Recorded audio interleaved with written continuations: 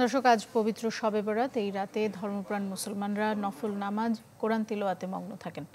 এ বিষয়ে আরও জানতে চাই আমরা। জাতীয় মসজিদ বায়তুল মোকাররম থেকে আমাদের সঙ্গে যুক্ত হচ্ছেন আশরাফুল আলম আকাশ।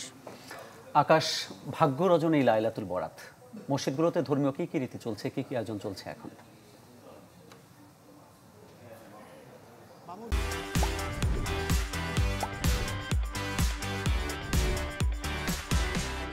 মূলত বলা যায় আজকে মাগরিবের পর থেকে বায়তুল মোকাররমে ঢাকার বিভিন্ন প্রান্ত থেকে মুসল্লিদের ঢল নেমেছে। তারা কিন্তু রাজধানীর বিভিন্ন জায়গা থেকে এই বায়তুল মোকাররম মসজিদে আসছে। মাগরিবের নামাজে আমরা দেখেছি অনেক মুসল্লি অংশগ্রহণ করেছে, এরপরে এশারের নামাজে অনেকে অংশগ্রহণ করেছে।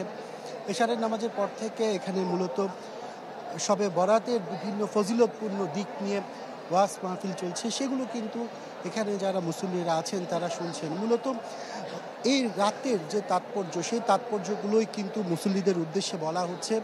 আর এখানে এসে অনেকে নফল এবাদতে মশগুল হয়েছেন, অনেকে কোরআন তেলাওয়াত করছেন, নফল এবাদত করছেন, তসবিহ তাহলিল সহ যে যার মতো মহান সৃষ্টিকর্তাকে বলা যায় আল্লাহকে সন্তুষ্ট করার জন্য আজকের এই রাতটিকে তারা নির্ধারণ করেছেন।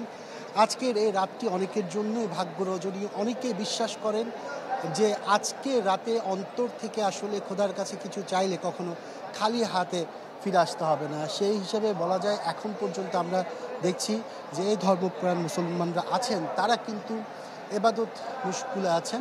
এছাড়া বলা যায় সন্ধ্যার পরে কিন্তু ধর্ম উপদেষ্টাও এখানে মুসল্লিদের উদ্দেশ্যে বয়ান দিয়েছেন, যেখানে তিনি শবে বরাতের বেশ কিছু তাৎপর্যপূর্ণ দিক তুলে ধরেছিলেন।